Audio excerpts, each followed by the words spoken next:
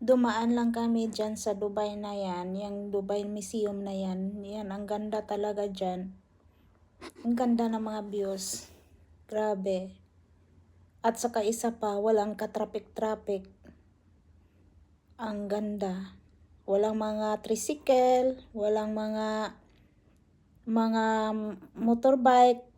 Mayroon man motorbike dyan. Mabilang mo lang, yun lang mga deliver ng mga food pack, mga kailangan ng mga kuan, mag-order ng mga sino mag-order, yun ang mga motor dyan. Pero kalabanan dyan, mga sasakyan lang talaga ang nandyan. The amazing of view ng Dubai. Grabe, taka malinis yung mga daan, at saka yung mga building nila, sobrang ganda tingnan sa paligid. Amazing. Dubai. Thank you for watching.